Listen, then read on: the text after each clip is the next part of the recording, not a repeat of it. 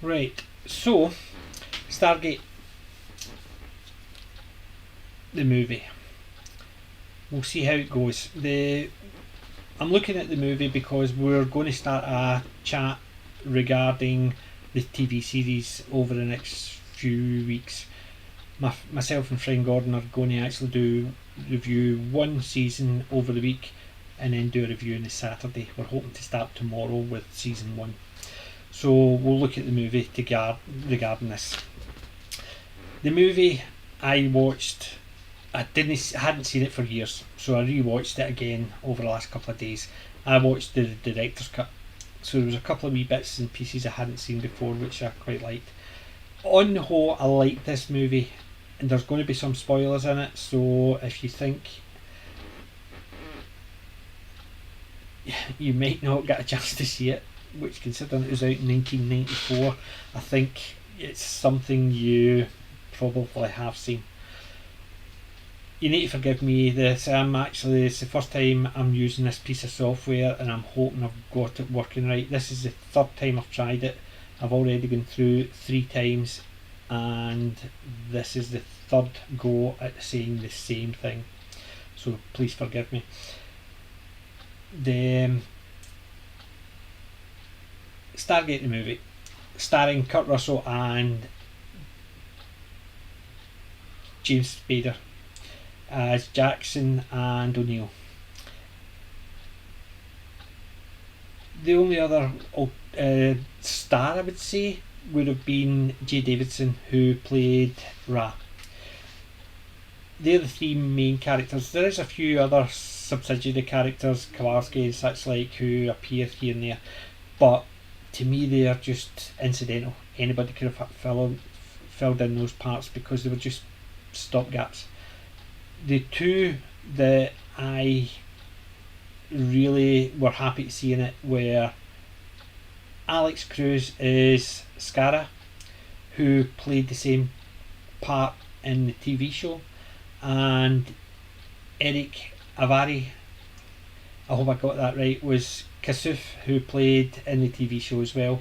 So they play, as far as I'm say, Skara is Kasuf's son and Sha'uri's brother.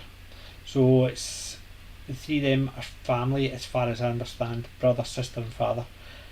The one that played Sha'uri, Millie Aviti, forgive me if I got it wrong, she plays a better Sha'uri than the one that played it in the TV show, because the one in the TV show was just sort of a plot device to get Daniel to join the team. In the movie, she was a plot device still, but it was a more integral because she was the one that taught Daniel. She was the one that showed Daniel where the cartouche was. She's the one that taught him how to speak the language. Although I'm very pedantic when I'm watching a movie, I can still enjoy it and still pick holes in it, because if there's something that stands out, it stands out and I can't stop thinking about it. Like for instance, we'll go through from the beginning. It starts 1928 when they find the Stargate. Starts off by finding the cover stone. The cover stone, they lift it up, it's obviously got a cartouche on it, it's got engravings and such like, and they find the Stargate. Well, they're going to look for it, Kathleen Lanford's father, she goes wandering and she comes up against a table where they're cleaning things up and laying things out. She picks up a necklace and walks away with it. So she basically just goes up to a table where all the stuff are there and picks it up and walks away. It's mentioned later on, and when it would get mentioned later on, I'm thinking, really? Because she mentioned it later on, and I'll bring it up when it comes round.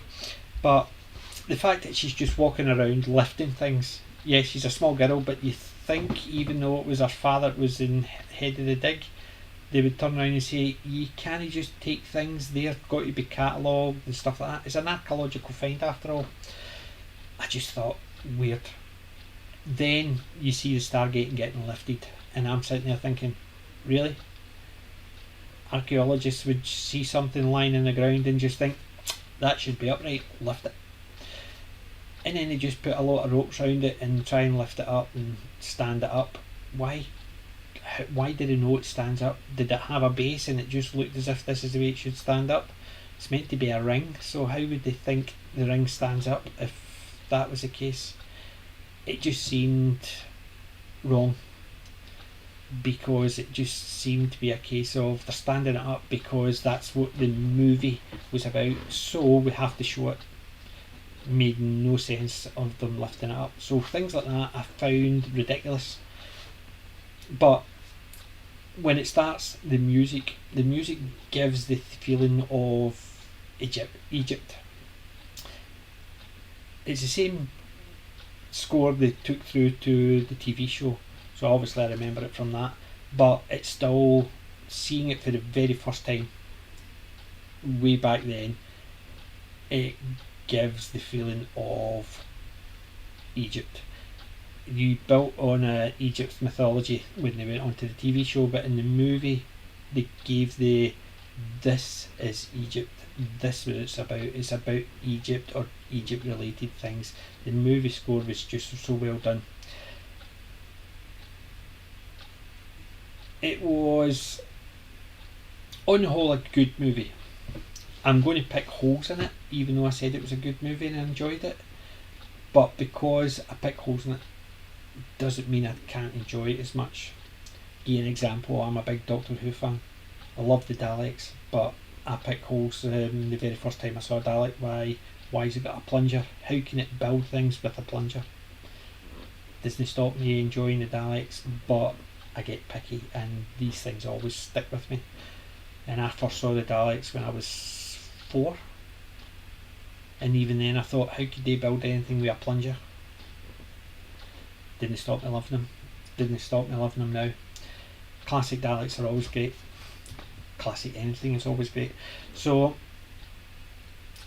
it starts off with the music and the look of the ancient, not ancient Egypt. It starts off with the ancient Egypt, showing the spaceship. So you know this spaceship's going to pop back up. It shows Ra in its alien form. It shows the boy who becomes Ra. You don't know how, but it basically, you know it's a sci-fi. Doesn't hide the fact it's sci-fi based on, and so it's Egypt. You see ancient times, you see the spaceship, you see the boy, you see the alien, and then it flicks to them digging up the Stargate. Then it goes to the present day, and it introduces you to one of its two main characters, Daniel Jackson. Daniel Jackson is portrayed as a scientist with out there ideas that nobody takes seriously. However, he's giving a talk which is quite full with other academics by the looks of it, and he's saying things like, oh, that's been falsified, and it's thinking, and they're sort of, oh, that's terrible, you can't, how does that, nobody seems to take offence to it. But then they ask a question like, so who did build the pyramids? He says, I don't know, and they take offence to it and they all walk out, and you're sitting there thinking, really? That was the part they took offence to and decided that this was rubbish and we're going to walk out because he said, I don't know who built the pyramids. But everything else that he was saying about somebody falsified this or that was falsified or this and that, they just seemed to actually sit there, and then they all got up and walked out at the same time. You're sitting there thinking, if people were actually finding this ridiculous, why did they go in the first place? Because accordingly, he's only ever written a book and it was controversial, so why would so many academics go to it? And why would they all leave at the exact same time just because he says he didn't know who built it? Thousands of years ago, we've got evidence that certain things happened, but we can never be 100% certain things happened. We can just base it on scientific evidence of what we've got. We can give it a 99.5% chance this is how it was done or this is who done it, but you can never guarantee. But as scientists, you could get the point that really that's where the point they walked out. And Daniel Jackson seems to be a bit clueless. Sorry, is there a reception or is there a meal or something? Now leaving? Why are they leaving? It just seemed to give him a clueless look of the scientist who seems to be so naive.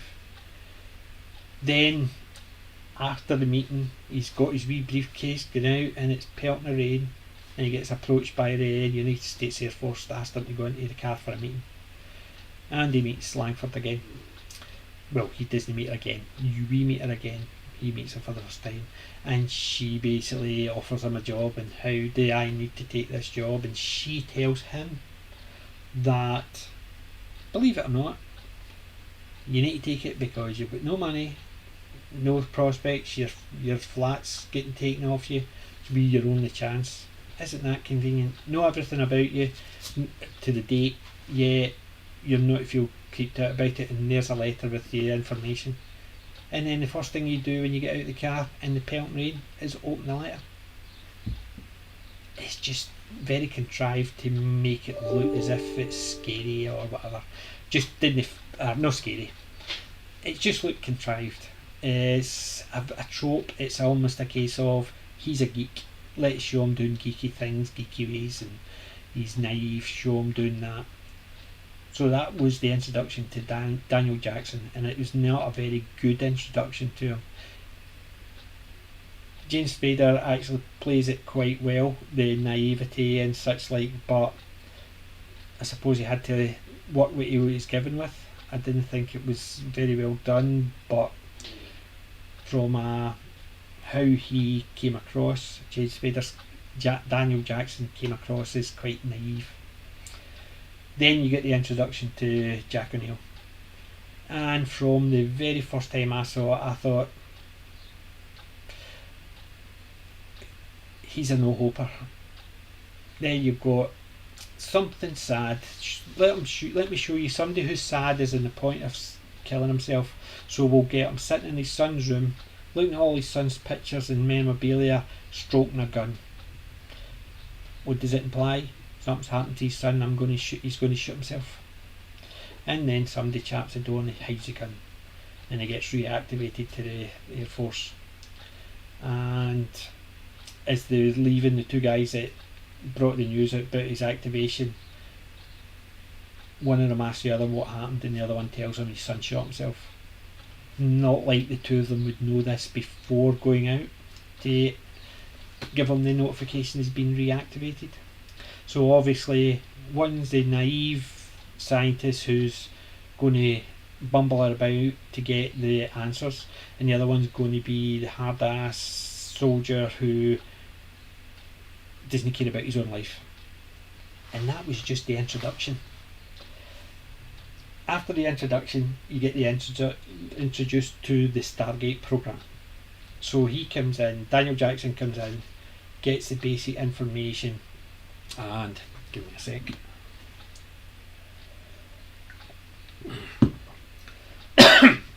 Gets the basic information and sees some Egyptian hieroglyphs. As the dog's going nuts. Gets some Egyptian hieroglyphs, and he takes a bit of chalk, scores everything out. And the guy's been going, I've been working on that for, I don't know if it was 2 weeks or 2 months. And he's going, oh, this was based on this book, it's been ridiculed, and I don't know why people still use it. But based on the way the guy was talking, he didn't use one source, he used sources. And yet he's turning around and came in and say, oh no, I can read it better than you, and scores everything out and puts the different words. So gateway to heaven or gateway to the stars is now Stargate, and it's stuff like that. And it's just, it was a wee bit ham-fisted to show, look, he's smarter than all of you put together. And then even the aspect that he finds the result, because he was showing other signs that weren't the Egyptian, they didn't know what they were. So, but somehow somebody's reading a paper and there's an astrological sign, so it's got the star chart, and he works it out, that's a star chart, so it's an address. But what's that an address? How does it know it's an address? It just knows it's a star chart. Could be anything. However, they show them the Stargate, and then they get it working. But when they get to the point 6, they say we've never got it further than this because they didn't know about the 7th. So they've never got it working before. The one thing I noticed at the time, and it's based on the TV show, was the chevrons just go click click and that's it. There's no highlight that that's the chevrons locked in place at that symbol. It just goes click click. So it was underwhelming, to say the least. And I like to be overwhelmed when I'm watching stuff like this. The fact that chevrons didn't light up, wee bit of niggle, but it was quite underwhelming for the simple fact is you had no idea what it was doing. It was just showing a picture going click click, nothing. Then goes on to the next one. So you don't know where you are in it. So except the fact that they're saying chevron 4, chevron 5. Right. So they get all the chevrons and they activate the Stargate for the first time. They say it's for the first time because they'd never got by chevron 6 before. Then they go to send a mount through. When they're going to send a mount through, what pops up on this computer screen? Molecular deconstruction. How do they know? How do they know it's going to disintegrate or deconstruct and reconstruct you in a molecular level if you've never opened it before? Or even this is the first time you're opening it and you know what's going to happen. Well, it was just, why was that in? They didn't need to have that in because they could have sent the mount through. The mount appeared, went in and came out. Did they know what caused it? They could have had the theories afterwards, but the theories beforehand, before they even knew what it was, seems ridiculous. Then also the aspect of when they send them out through, you see them tracking it. It's here, that's where it is, across the galaxy, across the other side of the galaxy, and you're sitting there thinking, really? So they can tell where something is in a galaxy why did they have the star chart there? So how did they know they would need it? How did they track where it is in the star chart? It made zero sense. TV show had the same idea and it made zero sense there as well. So how do they know, and how can they track it? In the TV show they tracked it from the beginning, made zero sense. Later on in the TV show, tracking it, you can understand they've got a better understanding and stuff like that. But in the movie, it made zero sense. Made zero sense. They knew it was going to be a molecular deconstruction of the item going through it. They could have theorised it, but considering they didn't know what was going to happen, they just opened it. They already knew what was going to happen, and they had a way to track where they was going to send it. So how did they know they were going to send it somewhere? But as far as they knew, it could have actually just been a gate. It opened up and just you step through. But technically it is, but there's the event horizon of the wormholes, and they step through it. Daniel says he could actually work out how to get back, so they sent him through with him. However, when they get back, they're an hour and they're already talking about getting sent back. So they're there an hour, a reconnaissance, right, fair enough, it's a quick look. However, they look to they come out, there's the gate, the building, the pyramid in the background, the three suns. So what did they do? Walk around the building, see it's in the middle of the desert and say, right, that's it, we're going back. But Jack and Neil says, right, yous are all going back, I'm staying. Really? And then Daniel Jackson says, can I get yous back? And they get annoyed with him, seem to get angry, it just didn't make sense because they knew how long it took him. Well, I'm assuming the soldiers got briefed how long it took them to decode the address to get them there. Yet they think he could walk through and just work out how to get it working again. Made zero sense because he says there's no writings. We need to look for writings. Yet no, they were angry. It was just a case of, oh look, soldiers silly, soldiers stupid, soldiers just bullies. It was just, you knew fine well it was going to be a case of thank you very much, you saved us, because they always do that with the trope, as in I'll bully you, but I've come to respect you because you saved me. That and it was just ridiculous. Another trope. I think whoever wrote the thing, they had a book of tropes and they were filling them all, they were ticking them all. The movie on the whole, I keep on picking at these things. The movie on the whole was quite good. Things in the director's cuts, like I said, the fossils. When they lifted the cartouche, they found a fossil of a horse guard, and I thought, how can you get a fossil if it's a metal helmet? Obviously, in hindsight, I remember seeing the thing, but this is the very first time I'd seen the fossil. And they showed it later on, when just before they were going through, Jack O'Neill and the general were looking at it and they were talking. But when I saw it as a fossil, and I'm sitting there thinking, oh, the Horus Guard wear metal helmets. How did it fossilise? It's metal. As far as I understand, metal rots, so how could it fossilise? But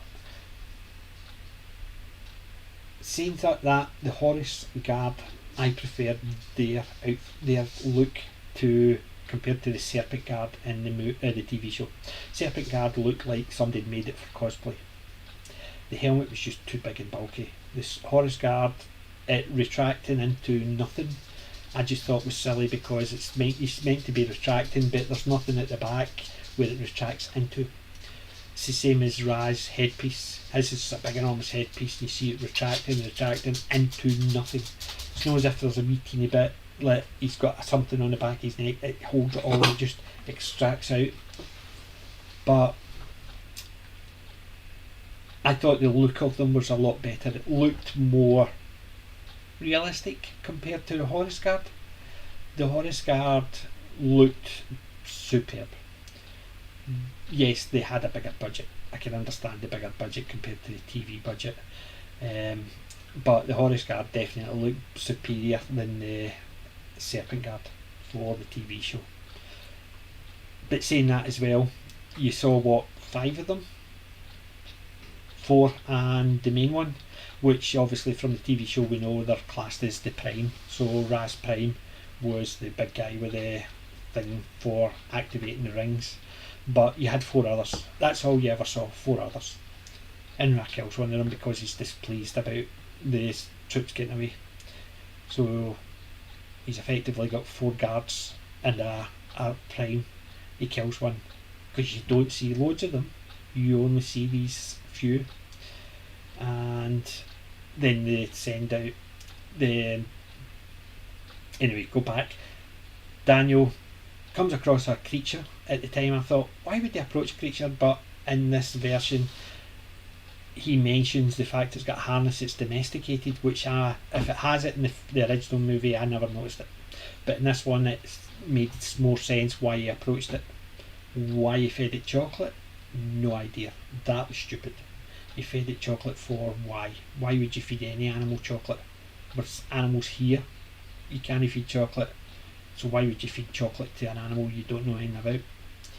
Same idea. But then it gets spooked, dragged off, they chase after him, and they come across the settlement for the Abydos people. Obviously the planet is Abydos. Then you've got the highly trained special forces soldiers standing on the ridge looking down. Not hiding themselves, just standing there looking down. They don't know if the people are friendly or whatever. They just stand on a ridge looking down in plain sight. For special forces, they don't really hide themselves very much, do they? But missed the part about prior to coming through the gate. Kathleen Langford gave the necklace to Daniel and said to him, I found this with the Stargate and it's brought me luck. So technically she found it, but more technically she stole it. It was on a table, somebody else has found it, cleaned it, whatever. She picked it up and took it away, but never addressed the fact is she found it. So it's almost like the writers just couldn't remember what they did. it would have been easier as a kid. She tripped over something, picked it up, cleaned it off, and it was a necklace, so she put it in the pocket. Then she could have found it and nobody else would have known about it, but she lifted it off a table, so she gave it to him.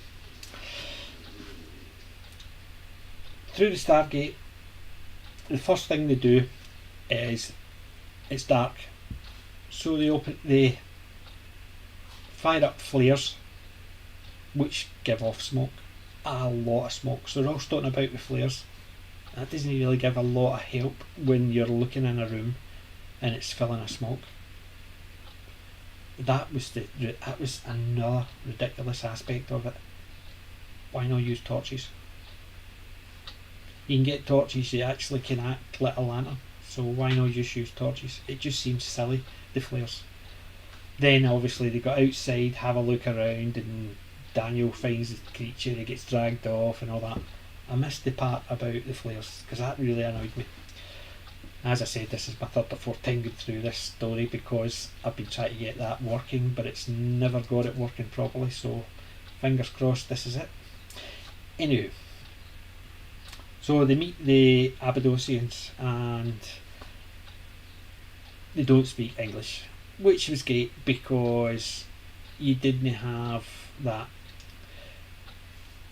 You had two cultures, no speaking each other's language. Daniel didn't help because it was almost a case of, no, I don't know what they're saying. How do you know he's saying to come in? Because he did that. He couldn't actually.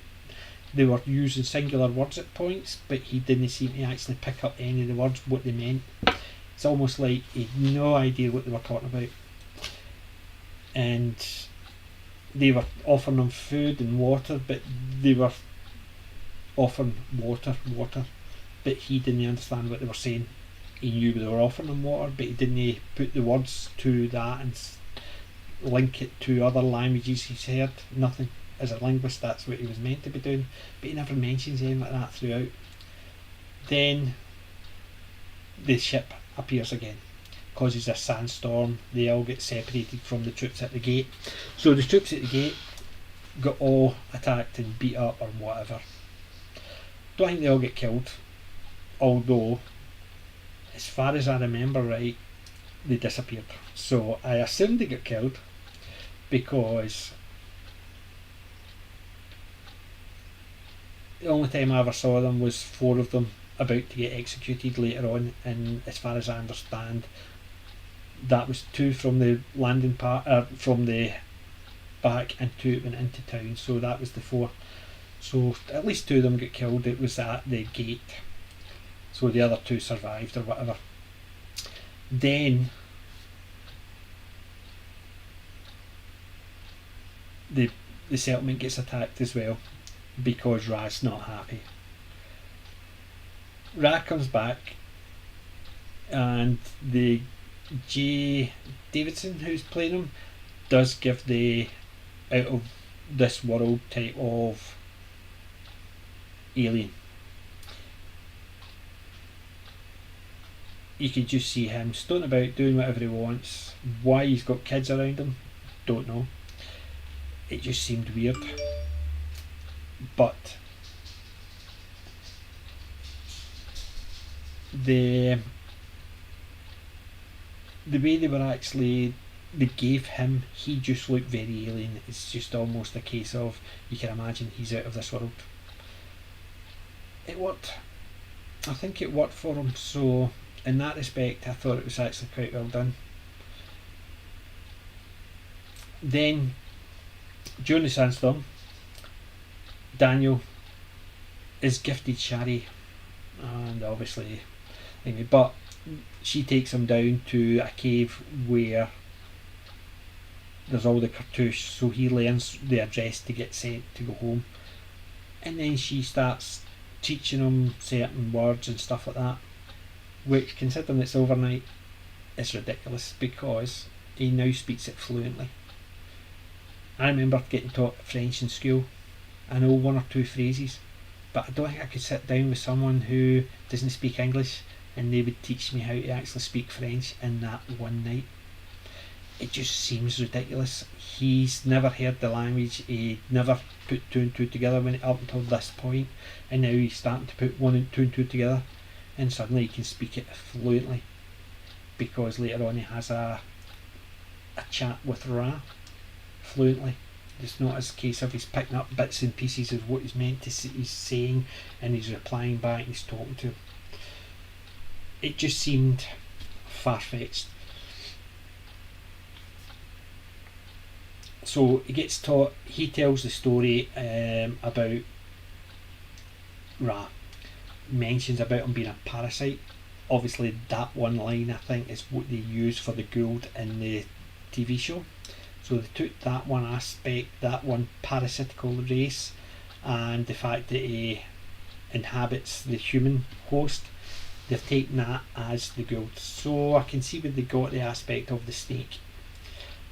Whereas in the movie it's not a snake, it looks more alien, but then again you could say that the snake inherited the alien body before he went into the human one and stuff like that, but in effect two different types. But the way they handled it was quite good. He gave him an alien look, and they used that one line to represent how he did it and further on. And he never said that he was his last, his race was dying, it said. So it wasn't a case of they implied he was the last of his race. They said his race was dying and he was looking for a way to extend his life. So with human being such an interesting, like maybe they could keep them alive forever with their technology. So it worked in that aspect as well. You can understand why they and why the rest of the girls could appear, because they never said he was the last of. He just says his race was dying and he. So I always remembered it saying he was the last of the race, but I think that might have just been for the trailer. It was never actually said in the movie, as far as I understood. Anyway, so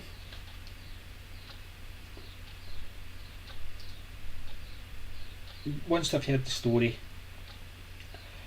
they've given you the expedition of how Ra turned up and where the boy who approached the spaceship disappeared to and was taken by Ra, who is now Ra. They decide to try and get back, but Jackson's bomb, Jack O'Neill's bomb has been taken. He was going to blow up the gate because they just wanted it shut, because it could have been a threat. Although he was going to do it when he'd never actually met anybody, never saw anybody on the planet. For as much as he knew, it could have been a dead planet. Because nobody had ever gone through it. They didn't know. So they opened the gate and the first thing they thought was, we'll blow it up at the other end. Why? Made zero sense. Taking a bomb through with you the very first time. It's not as if they've been through before and saw something out there that could actually do you damage, and they decided to that next time we'll go through and blow it up. No, what they decided was we'll go through with the bomb. We don't know what's through there, don't know what it takes to you, but we'll take a bomb with us and blow it up. It just seemed nonsensical, because as I said, it's the very first time they've been through it, so what they didn't know what they were going to go through to. So yeah, anyway, Ra gets the bomb and is going to send it back through Stargate to Earth with Naquadah, and that's going to cause it to be 100 times more powerful. So they decide to try and stop him after they get captured, and Daniel has his one-on-one. Sha'uri gets shot and gets healed again with the sarcophagus. I would say that it was quite heavy with tropes at certain points. The story was actually okay if they could have actually got round better ways of actually dealing with it, but actually just throwing generic characters or generic scenarios at it, it sort of ruined aspects of it. An enjoyable movie, but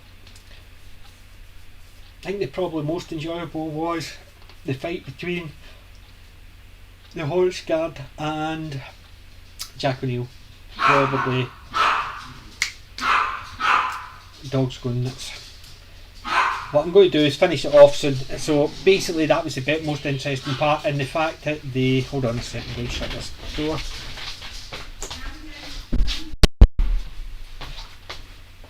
Sorry about that. The aspect, the most interesting part was the aspect between the fight between Jack O'Neill and the Horus Guard. But Sha'uri's been shot, I need to get up to the sarcophagus. Oh, the rings are coming down, so I'll nip in there. Oh, and there's the Horus Guard, so we'll have the fight. And what I'll do is I'll go to kill him, and then we'll put the bomb there, and we'll kill him by chopping his head off using the rings. Oh, and just so happens that Daniel's there getting killed, so he comes back, and it was quite convenient. And then because the Horus Guard are acting out and they're shooting at people, the whole population come out against them. And that was another thing as well. They landed the craft after defeating the army, the special forces soldier, with some of the natives, who, no matter how many seem to get shot, there still seem to be as many as it started. So when they come down, landed their ships, go to shoot them, and just as they're about to shoot them, the whole population arises.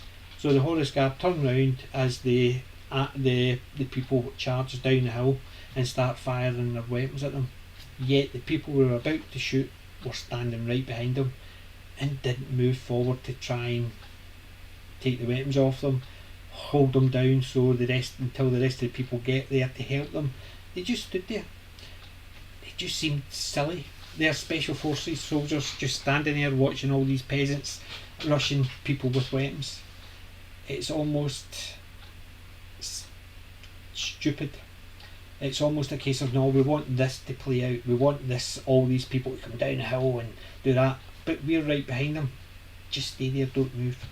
It's almost like the direction had no idea how to present it. They wanted this cinematic scope of all these people charging down the hill, but the people at the bottom that were getting completely ignored, right behind the two guys with weapons. And what do? They just stand there and watch. They don't do anything. They stand and watch, which takes you out of a lot of these aspects, because they looked at the cinematic look of the thing rather than the correct, the simple look of it. I definitely think the movie was okay, notwithstanding all the stupid stuff. The movie ends up with the blow up Ra by sending the bomb up using the rings, because they've still got the Horus Guard's body, which has got the activator on his wrist. So they send the bomb up with 6 seconds to go after the ship had taken off and it was in space. So it worked. So they decided to go back through, but Daniel decided to stay. So everybody's congratulating him how he did a good job in saving our lives and stuff like that. The usual, what you knew the trope was going to be at the end of it. The ones that got killed didn't get mentioned, which sort of were forgotten. The two that survived, and Kurt and Neil decides to go back through and stuff like that. Too many. I think what it was is they were either too focused on the way things looked, or they hadn't had the writing experience yet. Was it Roland Emmerich was the producer and writer? It's not his first movie, so I'm sure they had done other stuff prior to that. I think it's just a case of they didn't have somebody with a lot more experience actually saying these are just one-dimensional characters. They're only there to push a plot forward.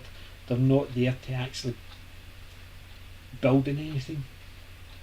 You need to make him look good, so we'll have these two guys going, oh, you're a horrible person, you're useless, you're rubbish. At the end go, thank you, thank you, thank you. It just seemed out of sorts.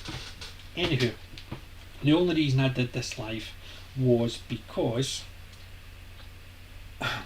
we are going to be looking at the TV shows over the next few months. Me and Gordon, one of my friends, are going to be doing a review of season by season. We'll probably start tomorrow about 8 o'clock at night.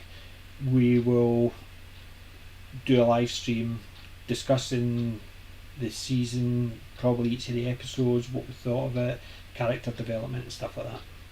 So we've got 10 seasons of SG1, we've got 5 seasons of Atlantis, we've got 2 seasons of Universe, we've got the 8 webisodes one, we've got a couple of movies as well. So we've got a lot to start with, and if you like what you see and you want to hear more, please like and subscribe. And remember, I'm not old, I'm classic, and